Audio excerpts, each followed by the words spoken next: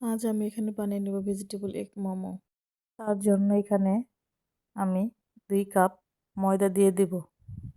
তোমরা আটাও ব্যবহার করতে পারো। তো এখানে সামান্য লবণ দিয়ে দিব। তারপর অল্প পানি দিয়ে ডোটা সুন্দর করে বানিয়ে নেব। দেখো আমি আস্তে আস্তে করে ডোটা বানিয়ে নিচ্ছি। ভালোভাবে মাখা হয়ে গেলে আমি এখানে 5 মিনিটের জন্য রেস্টে রেখে দেব।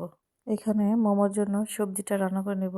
তো দেখো এখানে পেঁয়াজ দিয়ে দিয়েছি, পেঁয়াজ মরিচ কুচি, তারপর সামান্য মতো তেল, তারপর সবজিগুলো দিয়ে ভালোভাবে নেড়েচেড়ে এখানে পরিমতো লবণ দিয়ে ভালো করে সেদ্ধ করে নেব। তারপর এখানে 2টো ডিম ভেঙে দিব। ডিমগুলো ভালোভাবে সবজির সাথে মিশিয়ে নিব।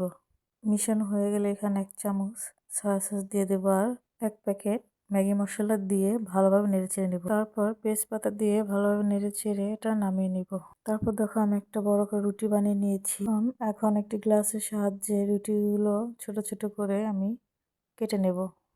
তোমরা তোমাদের পছন্দ সাইজ অনুযায়ী কেটে নেবে। দেখো তারপর আমি এখানে অল্প অল্প করে সবজিগুলো ভিতরে দিয়ে দিয়েছি। এখন মোমোর ডিজাইনটা আমি বানিয়ে নেব। তোমরা তোমাদের মতো ডিজাইন করে নিতে পারো এখানে। তো আমার কাছে এই ডিজাইনটা ভালো লাগে, তাই আমি এটা করে নিয়েছি। তোমাদের যেটা ভালো লাগবে তোমরা সেটা বানিয়ে নেবে।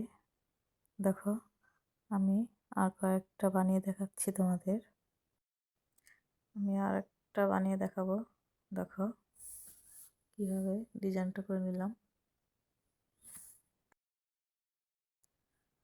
তারপর আমি বাকিগুলো অফ ক্যামেরায় বানিয়ে নিব। দেখো আমার বাকিগুলো হয়ে গেছে। এখন আমি ভাপ দিব, তার জন্য পাতিলে আগে থেকে গরম পানি এখানে ফুটে নিয়েছি। এখন একটা একটা করে সুন্দরভাবে সাজিয়ে দিব। দেখো সাজানো হয়ে গেছে। এখন আমি ঢাকনা দিয়ে ঢেকে দেব 5 মিনিটের জন্য।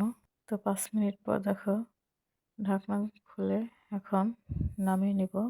দেখো আমার মোমোগুলো ভাপ দেওয়া হয়ে গেছে। এখন আমি সবগুলো নামিয়ে নিব। এই মোমোটা একবার বাসায় বানিয়ে ট্রাই করে দেখবে।